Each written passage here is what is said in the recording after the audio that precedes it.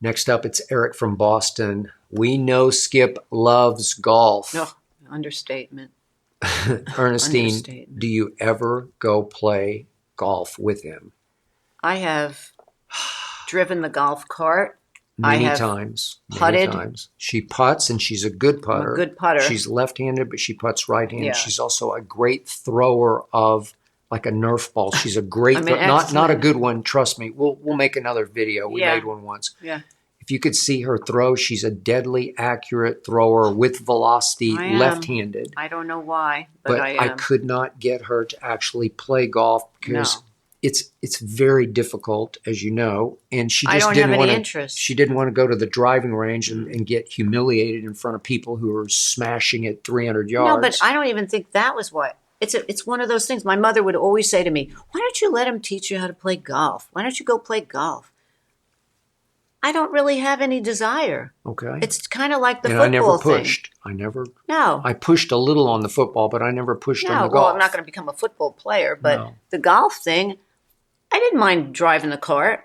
And then to me, I like being on the golf course because it's very zen, very quiet, very peaceful. She would just either talk on the phone quietly or if I could read her phone. between holes because you can't really use it on the golf course. But I just like listening to the birds, and it's really beautiful. It is beautiful, and it can be very except serene. when you then miss, okay, then here's the point. That's the problem. This went on where she would go with me all the time. Like if we're on vacation in Oklahoma I would go City, every day. She would go every day for the whole day. Right, and for if a we week. played 27 or 36 holes, she would just stay out there the whole time. Yes, driving the cart, get an occasional snack of some kind. Right. And you would just hang out there. And my friends that I grew up with loved her being out there because she's quote unquote one of the guys. Yeah, I liked it. It was fun. Okay.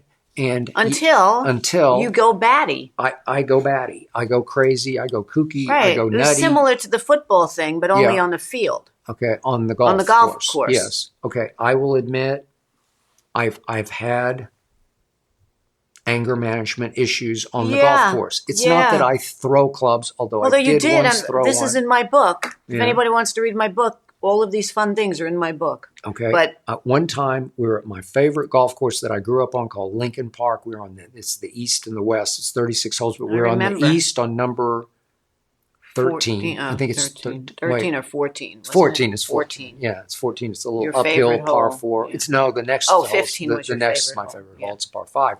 But the uphill par 4 is a pretty easy little hole, except the green is built up into the slope, and it's a little hard to judge. Yeah. And I hit just some like sand wedge in there because it was from like 100 yards. Yeah.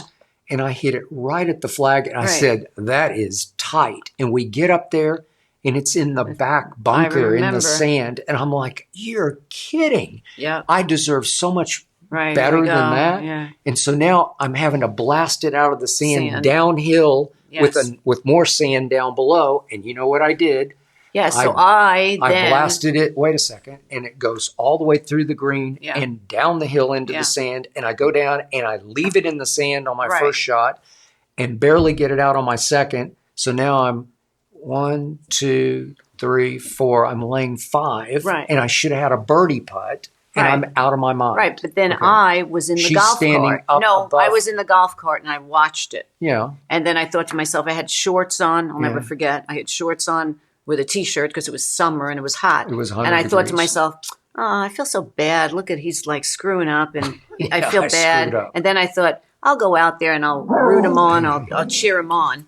And then I walk over to where you were going to try to get the ball out of the sand, and I'm just standing there, and I said, "Oh, sorry about this." And I said, "Hey, put this back in the cart." And you flung the golf. I just flipped it up the hill to her, my sand wedge, and it's got this big, it's like a blade big on it. Steel blade, and it's deep. It's a sure shot old Ben Hogan. It lands on the grass and boomerangs onto my knee, below my knee to my shin. It bounced on the tip of the handle sideways, and hit her in the shin. It cuts my shin. Just cut it open. And I'm just bleeding profusely on the golf course. Right. And I said, look at my knee. Look at my leg.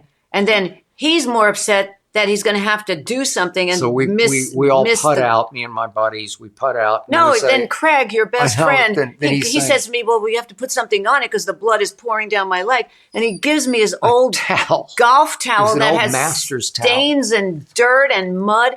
How I didn't get some kind of disease or some kind of like infection from that, wraps it around my shin. And then I go to the ladies' room and I have, they didn't have, they had like paper towels. It's a public course. I'm wrapping my leg with it. Yeah. And he says to me, do you think you need to go to a doctor? I go, I think I need stitches. And then you say, do you think I could just finish up till 18? Well, the next hole I definitely want to play because it's a downhill par 5 that I can just So of course massacre. I said, okay. So they gave me the ice that was in the bucket with the drinks. Yeah. So I had double whammy. I got a dirty towel and I got dirty ice putting on my leg. And I called Laura, my doctor in New York, and I said to her, I just got hit. What do you think? I need stitches? She's like, just hold it really tight. And I sat for 3 holes with my leg like that. Remember that? And this, I told my friend Craig, I'm going to marry that woman. Because I was a trooper. She was a trooper. Yeah. So then after the 18th hole, then he goes to me, well, you seem to be okay now. Can I putt for a little bit more? I was putting so poorly. And she let me putt for like 30 minutes before we went to Rite Aid and I bought all the Band-Aids and I should have gotten stitches, but I didn't want to go to Oklahoma City Clinic to get stitches. I figured they would just sew my leg up. Hey. I did model hosiery for a while, so I had pretty good legs. You do. And then you have great legs. Yeah, thank you. And then I thought I'm going to have like zigzags like Frankenstein on my leg that they sewed me up with. So I just kept the Band-Aids and the whatever it was, alcohol. And guess what? You lived. Yeah, I lived. I have a scar on my... You are tough. And you have a little scar on your... A little scar. Okay, so that's my golf story. And that was kind of the end of our golf in a lot of ways. Well, I did go to golf out here, but once you start going wacky, I'm not going to stay around And I don't blame you for that. Yeah, you need to be by yourself. Okay.